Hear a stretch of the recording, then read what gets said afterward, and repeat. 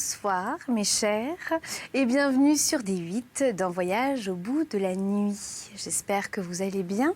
Je suis là sur ce canapé pour poursuivre la lecture d'un amour de Swann de Proust. Vous savez, l'écrivain qui fait de très longues phrases sans points, où les points sont très rares et c'est très compliqué de lire ça à voix haute, mais peu importe, c'est quand même sublime. Alors je reprends. Ainsi, il n'y avait sans doute pas, dans tout le milieu verdurin, un seul fidèle qui les aimât ou crût les aimer autant que Swann. Et pourtant, quand M. Verdurin avait dit que Swann ne lui revenait pas, non seulement il avait exprimé sa propre pensée, mais il avait deviné celle de sa femme.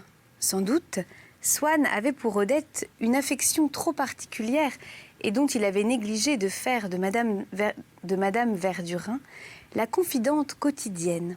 Sans doute la discrétion même avec laquelle il usait de l'hospitalité des Verdurins, s'abstenant souvent de venir dîner pour une raison qu'il ne soupçonnait pas, et à la place de laquelle il voyait le désir de ne pas manquer une invitation chez des ennuyeux, sans doute aussi, et malgré toutes les précautions qu'il avait prises pour la leur cacher, la découverte progressive qu'il faisait de sa brillante situation mondaine, tout cela contribuait à leur irritation contre lui. Mais la raison profonde en était autre. C'est qu'ils avaient très vite senti en lui un espace réservé, impénétrable, où il continuait à professer silencieusement pour lui-même que la princesse de Sagan n'était pas grotesque et que les plaisanteries de Cottard n'étaient pas drôles. Enfin, et bien que jamais il ne se départit de son amabilité et ne se révolta contre leurs dogmes, une impossibilité de les lui imposer, de l'y convertir entièrement, comme il n'en avait jamais rencontré une pareille chez personne. Il lui aurait pardonné de fréquenter des ennuyeux, auxquels d'ailleurs, dans le fond de son cœur, il préférait 1000 fois les Verdurins et tout le petit noyau, s'il avait consenti, pour le bon exemple, à les renier en présence des fidèles. Mais c'est une abjuration qu'ils comprirent qu'on ne pourrait pas lui arracher. Quelle différence avec un nouveau qu'Odette leur avait demandé d'inviter, quoiqu'elle ne l'eût rencontré que peu de fois, et sur lequel il fondait beaucoup d'espoir, le comte de Forcheville. Il se trouva qu'il était justement le beau-frère de sa nièce, et qui remplit... Et ce qui... Non, pas du tout. Attendez. Il se trouva qu'il était justement le beau-frère de sa nièce, ce qui remplit d'étonnement les fidèles. Le vieil archiviste, avec des manières si humbles qu'il l'avait toujours cru d'un rang social inférieur au leur et ne s'attendait pas à apprendre qu'il appartenait à un monde riche et relativement aristocratique. Sans doute, Forcheville était grossièrement snob, alors que Swann ne l'était pas. Sans doute, il était bien loin de placer, comme lui, le milieu des Verdurins au-dessus de tous les autres. Mais il n'avait pas cette délicatesse de nature qui empêchait Swann de s'associer aux critiques trop manifestement fausses que dirigeait Madame Verdurin contre des gens qu'il connaissait. Quant aux tirades prétentieuses et vulgaires que le peintre lançait à certains jours aux plaisanteries de commis voyageurs que risquaient Cottard et auxquels Swann, qui les aimait l'un et l'autre, trouvait facilement des excuses, mais n'avait pas le courage et l'hypocrisie d'applaudir, Forcheville était au contraire d'un niveau intellectuel qui lui permettait d'être abasourdi, émerveillé par les unes, sans d'ailleurs les comprendre, et de se délecter aux autres. Et justement, le premier dîner chez les Verdurins, auquel assista Forcheville, mit en lumière toutes ces différences, fit ressortir ses qualités et précipita la disgrâce de Swann. Il y avait à ce dîner, en dehors des habitués, un professeur de la Sorbonne, Brichot, qui avait rencontré M. et Mme Verdurin au zoo, et si ses fonctions universitaires et ses travaux d'érudition n'avaient pas rendu très rares ces moments de liberté, serait volontiers venu souvent chez eux. Car il y avait cette curiosité, cette superstition de la vie qui, unie à un certain scepticisme relatif à l'objet de leurs études, donne dans n'importe quelle profession à certains hommes intelligents, médecins qui ne croient pas à la médecine, professeurs de lycée qui ne croient pas au thème latin, la réputation d'esprit large, brillant et même supérieur. Il affectait chez Madame Verdurin de chercher ses comparaisons dans ce qu'il y avait de plus actuel quand il parlait de philosophie et d'histoire. D'abord, parce qu'il croyait qu'elles ne sont qu'une préparation à la vie et qu'il s'imaginait trouver en action dans le petit clan ce qu'il n'avait connu jusqu'ici que dans les livres. Puis, peut-être aussi parce que, s'étant vu inculquer autrefois et ayant gardé à son insu le respect de certains sujets, il croyait dépouiller l'universitaire en prenant avec eux des hardiesses qui, au contraire, ne lui paraissaient telles que parce qu'il l'était resté. Dès le commencement du repas, comme M. de Forcheville, placé à la droite de Mme Verdurin, qui avait fait pour le nouveau de grands frais de toilette, lui disait « C'est original cette robe blanche ». Le docteur, qui n'avait cessé de l'observer, tant il était curieux de savoir comment était fait ce qu'il appelait un « de », et qui cherchait une occasion d'attirer son attention et d'entrer plus en contact avec lui, saisit au vol le mot « blanche » et sans lever le nez de son assiette dit « Blanche, Blanche de Castille ?» Puis sans bouger, la tête lança furtivement de droite et de gauche des regards incertains et souriants. Tandis que Swann, par l'effort douloureux et vain qu'il fit pour sourire, témoigna qu'il jugeait ce calembour stupide. Forcheville avait montré à la fois qu'il en goûtait la finesse et qu'il savait vivre, en contenant dans de justes limites une gaieté dont la franchise avait charmé Madame Verdurin. « Qu'est-ce que vous dites d'un savant comme cela ?» avait-elle demandé à Forcheville. « Il n'y a pas moyen de causer sérieusement 2 minutes avec lui. Est-ce que vous leur en dites comme cela à votre hôpital ?» avait-elle ajouté en se tournant vers le docteur. « Ça ne doit pas être ennuyeux tous les jours, alors. Je vois qu'il va falloir que je demande à m'y faire admettre. » Je crois avoir entendu que le docteur parlait de cette vieille chipie de Blanche de Castille, si j'ose m'exprimer ainsi. « N'est-il pas vrai, madame ?» demanda Brichot à Madame Verdurin, qui, pâmant, les yeux fermés, précipita sa figure dans ses mains d'où s'échappèrent des cris étouffés. « Mon Dieu, madame, je ne voudrais pas alarmer les âmes respectueuses, s'il y en a autour de cette table, sub rosa. Je reconnais d'ailleurs que notre ineffable république athénienne, ô combien, pourrait honorer en cette capétienne obscurantiste le premier des préfets de police à Poigne. Si fait, mon cher hôte, si fait, reprit-il de sa voix bien timbrée qui détachait chaque syllabe en réponse à une objection de Monsieur Verdurin. La chronique de Saint-Denis, dont nous ne pouvons contester la sûreté d'information, ne laisse aucun doute à cet égard.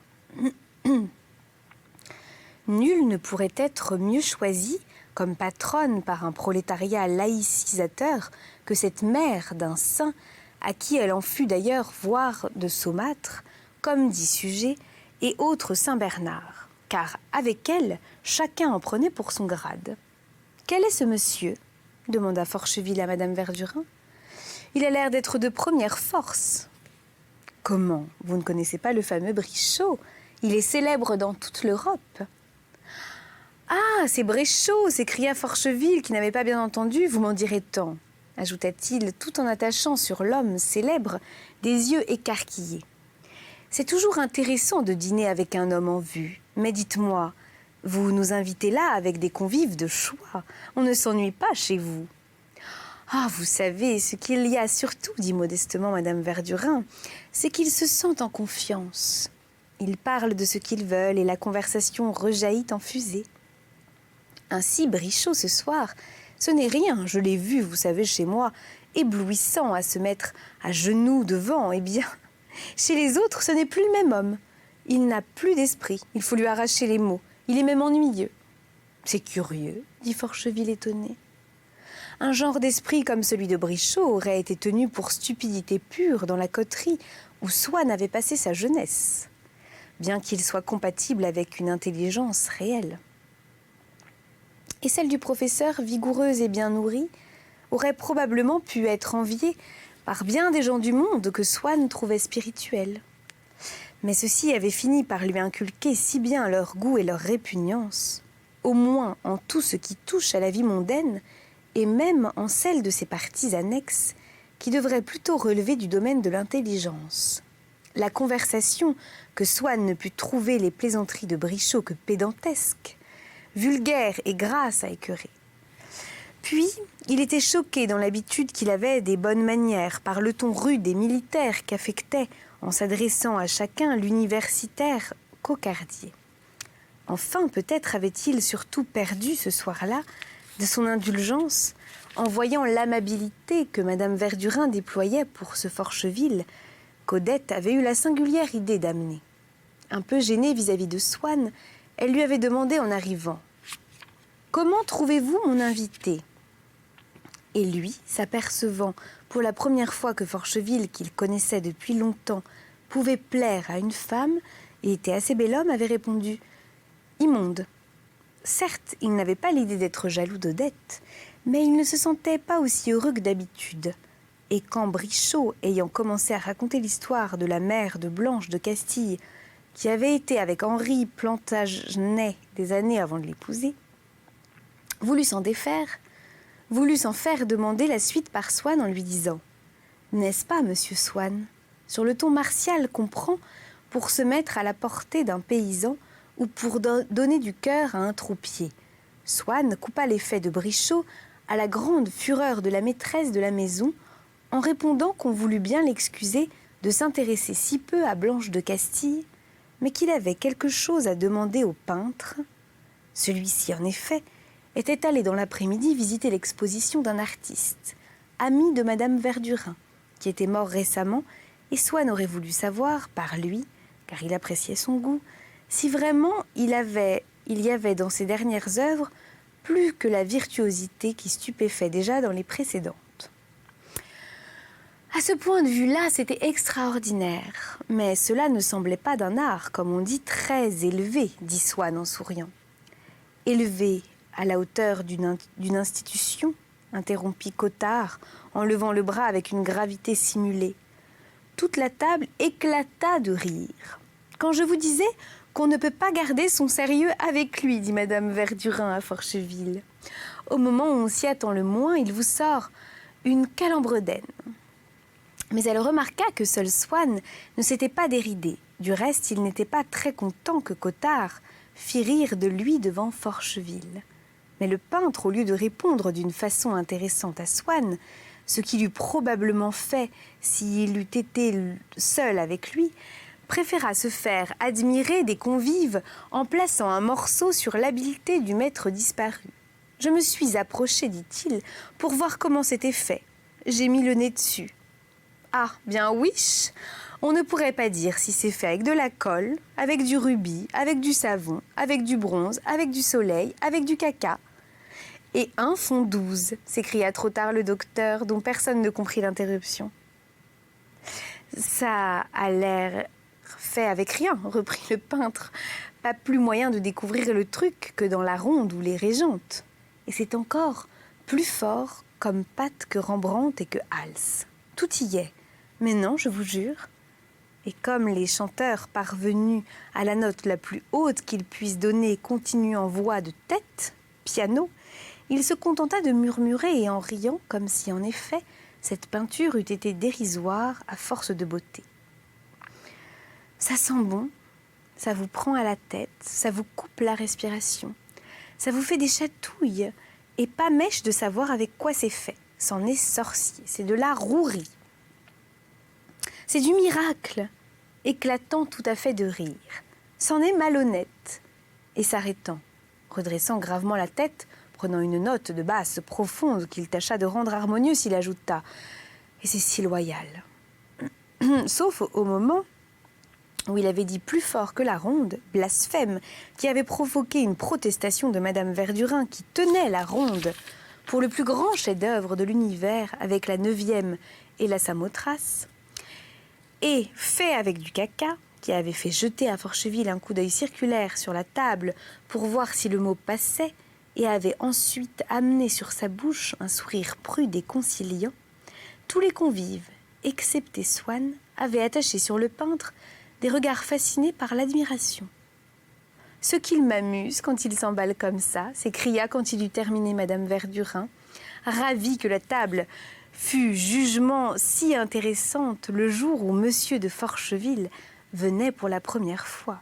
« Et toi, qu'est-ce que tu as à rester comme cela, bouche bée comme une grande bête ?» dit-elle à son mari. « Tu sais pourtant qu'il parle bien. On dirait que c'est la première fois qu'il vous entend. Si vous l'aviez vu pendant que vous parliez, il vous buvait. Et demain, il nous récitera tout ce que vous avez dit sans manger un mot. » « Mais non, c'est pas de la blague, dit le peintre, enchanté de son succès. Vous avez l'air de croire que je fais le boniment, que c'est du chiquet. Je vous y mènerai voir, vous direz si j'ai exagéré. Je vous fiche mon billet que vous revenez plus emballé que moi. Mais nous ne croyons pas que vous exagérez, nous voulons seulement que vous mangiez. Et que mon mari mange aussi, redonnez de la sole normande à monsieur. Vous voyez bien que la sienne est froide. Nous ne sommes pas si pressés, vous servez comme s'il y avait le feu. Attendez donc un peu pour donner la salade. » Madame Cottard, qui était modeste et parlait peu, savait pourtant ne pas manquer d'assurance quand une heureuse inspiration lui avait fait trouver un mot juste. Elle sentait qu'il aurait du succès. Cela la mettait en confiance et ce qu'elle en faisait était moins pour briller que pour être utile à la carrière de son mari. Aussi ne laissa-t-elle pas échapper le mot de salade que venait de prononcer Madame Verdurin. « Ce n'est pas de la salade japonaise, » dit-elle à mi-voix en se tournant vers Odette. Et ravie et confuse de l'à-propos et de la hardiesse qu'il y avait à faire ainsi une allusion discrète, mais claire, à la nouvelle et retentissante pièce de Dumas, elle éclata d'un rire charmant, d'ingénu peu bruyant, mais si irrésistible qu'elle resta quelques instants sans pouvoir le maîtriser. « Qui est cette dame ? Elle a de l'esprit, dit Forcheville. « Non, mais nous vous en ferons si vous venez tous dîner vendredi. Je vais vous paraître bien provincial, monsieur, dit Madame Cottard à Swann. Mais je n'ai pas encore vu cette fameuse Francillon dont tout le monde parle. Le docteur y est déjà allé. Je me rappelle même qu'il m'a dit avoir eu le très grand plaisir de passer la soirée avec vous. Et j'avoue que je n'ai pas trouvé raisonnable qu'il loua des places pour y retourner avec moi. Évidemment, au théâtre français, on ne regrette jamais sa soirée, c'est toujours si bien joué. Mais comme nous avons des amis très aimables... Madame Cottard prononçait rarement un nom propre et se contentait de dire des amis à nous. Une de mes amies, par distinction, sur un ton factice et avec l'air d'importance d'une personne qui ne nomme que qui elle veut. Qui ont souvent des loges et ont la bonne idée de nous emmener à toutes les nouveautés qui en valent la peine, je suis toujours sûre de voir Francillon un peu plus tôt ou un peu plus tard et de pouvoir me former une opinion. Je dois pourtant confesser que je me trouve assez sotte, car dans tous les salons où je vais en visite, on ne parle naturellement que de cette malheureuse salade japonaise. On commence même à en être un peu fatigué, ajouta-t-elle en voyant que Swann n'avait pas l'air aussi intéressé qu'elle l'aurait cru par une si brillante actualité. Il faut avouer pourtant que cela donne quelquefois prétexte à des idées assez amusantes. Alors, j'ai une de mes amies qui est très originale, quoique très jolie femme, très entourée, très lancée, et qui prétend qu'elle a fait faire chez elle cette salade japonaise, mais en faisant mettre tout ce qu'Alexandre Dumas, fils, dit dans la pièce. Elle avait invité quelques amis à venir en manger. Malheureusement, je n'étais pas des élus, mais elle nous l'a raconté tantôt. À son jour, il paraît que c'était détestable. Elle nous a fait rire aux larmes. Mais vous savez, tout est dans la manière de raconter, dit-elle en voyant que Swann gardait un air grave. Et supposant que c'était peut-être parce qu'il n'aimait pas Francillon. Du reste, je crois que j'aurais une déception. Je ne crois pas que cela vaille Serge Panine, l'idole de Madame de Crécy. Voilà au moins des sujets qui ont du fond, qui font réfléchir. Mais donner une recette de salade sur la scène du théâtre français, tandis que Serge Panine... Du reste, c'est comme tout ce qui vient de la plume de Georges Honnête. C'est toujours si bien écrit. Je ne sais pas si vous connaissez le maître de forge, que je préférerais encore à Serge Panine. Pardonnez-moi, lui dit Swann d'un air ironique, mais j'avoue que mon manque d'admiration est à peu près égal pour ces deux chefs-d'œuvre. Vraiment ? Qu'est-ce que vous leur reprochez ? Est-ce un parti pris? Trouvez-vous peut-être que c'est un peu triste? D'ailleurs, comme je dis toujours, il ne faut jamais discuter sur les romans ni sur les pièces de théâtre. Chacun a sa manière de voir et vous pouvez trouver détestable ce que j'aime le mieux. Elle fut interrompue par Forcheville, qui interpellait Swann. En effet, tandis que Madame Cottard parlait de Francillon, Forcheville avait exprimé à Madame Verdurin son admiration pour ce qu'il avait appelé le petit speech du peintre. Monsieur a une facilité de parole, une mémoire, avait-elle dit à Madame Verdurin quand le peintre eut terminé, comme j'en ai rarement rencontré. Bigre! Je voudrais bien en avoir autant. Il ferait un excellent prédicateur. On peut dire qu'avec Monsieur Bréchot, vous avez là 2 numéros qui se valent. Je ne sais même pas si, comme une platine, celui-ci ne damerait pas encore le pion au professeur. Ça vient plus naturellement, c'est moins recherché. Quoi qu'il ait, chemin faisant, quelques mots un peu réalistes, mais c'est le goût du jour. Je n'ai pas souvent vu tenir le crachoir avec une pareille dextérité. Comme nous disions au régiment, où pourtant j'avais un camarade que justement monsieur me rappelait un peu, à propos de n'importe quoi, je ne sais que vous dire. Sur ce vers, par exemple, il pouvait d'égoïser pendant des heures. Non pas à propos de ce vers, ce que je dis est stupide, mais à propos de la bataille de Waterloo, de tout ce que vous voudrez. Et il nous envoyait, chemin faisant, des choses auxquelles vous n'auriez jamais pensé. Du reste, Swann était dans le même régiment. Il a dû le reconnaître. « Vous voyez souvent Monsieur Swann ?» demanda Madame Verdurin. « Mais non, » répondit Monsieur de Forcheville.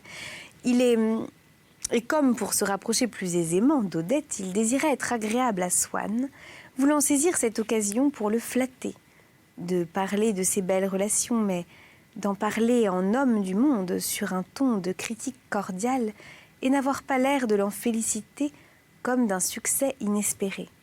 N'est-ce pas, Swann? Je ne vous vois jamais. D'ailleurs, comment faire pour le voir? Cet animal-là est tout le temps fourré chez les La Trémoille, chez les Laumes, chez tout ça. Imputation d'autant plus fausse, d'ailleurs, que depuis 1 an, Swann n'allait plus guère que chez les Verdurin. Mais le seul nom de personne qu'il ne connaissait pas était accueilli chez eux par un silence réprobateur. Monsieur Verdurin, craignant la pénible impression que ces noms d'ennuyeux, surtout lancés ainsi sans tact à la face de tous les fidèles, avaient dû produire sur sa femme, jeta sur elle à la dérobée un regard plein d'inquiète sollicitude.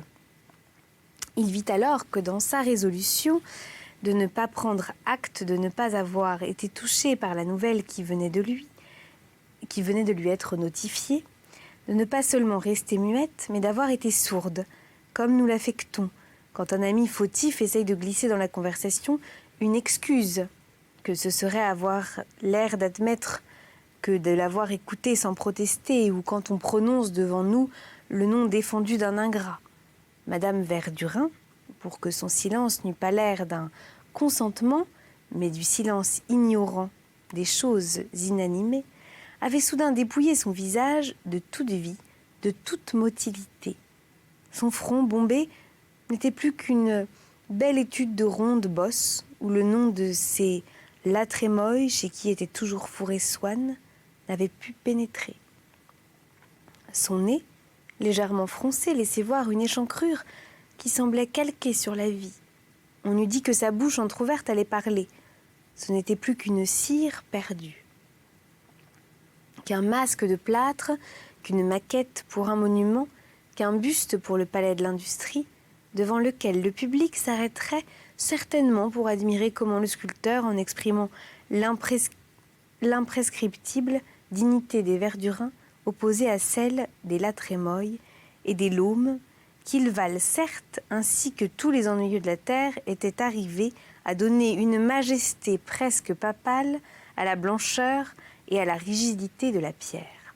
Mais le marbre finit par s'animer et fit entendre qu'il fallait ne pas être dégoûté pour aller chez ces gens-là, car la femme était toujours ivre et le mari si ignorant qu'il disait Colidor pour Corridor. On me paierait bien cher pour que je ne laisse on me paierait bien cher que je ne laisserais pas entrer ça chez moi, conclut Madame Verdurin, en regardant Swann d'un air impérieux. Sans doute elle n'espérait pas qu'il se soumettrait jusqu'à imiter la sainte simplicité de la tante du pianiste qui venait de s'écrier « Voyez-vous ça? Ce qui m'étonne, c'est qu'il trouve encore des personnes qui consentent à leur causer. Il me semble que j'aurais peur. Un mauvais coup est si vite reçu. Comment y a-t-il encore du peuple assez brute pour leur courir après ?» Mais que ne répondait-il du moins comme Forcheville? « Dame, c'est une duchesse. Il y a des gens que ça impressionne encore. » Ce qui avait permis au moins à Madame Verdurin de répliquer. Grand bien leur fasse. Au lieu de cela, Swann se contenta de rire d'un air qui signifiait qu'il ne pouvait même pas prendre au sérieux une pareille extravagance. Madame Verdurin, continuant à jeter sur sa femme... Monsieur Verdurin, bah oui, sinon ce serait...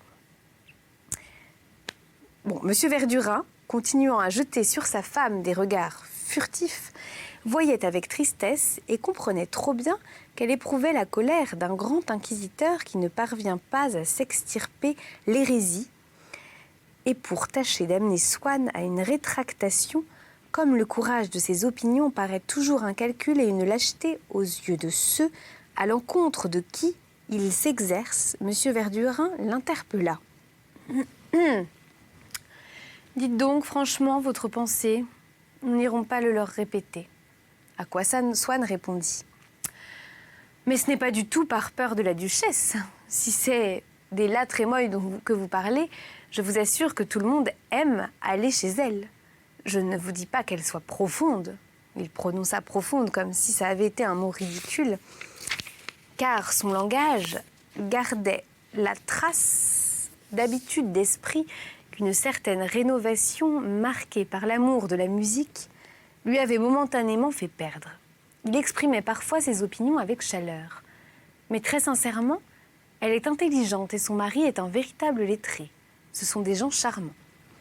Si bien que Madame Verdurin, sentant que par ce seul infidèle, elle serait empêchée de réaliser l'unité morale du petit noyau, ne put pas s'empêcher dans sa rage contre cet obstiné qui ne voyait pas combien ses paroles la faisaient souffrir, de lui crier du fond du cœur.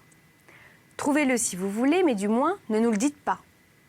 Tout dépend de ce que vous appelez intelligence, dit Forcheville, qui voulait briller à son tour. Voyons, Swann, qu'entendez-vous par intelligence?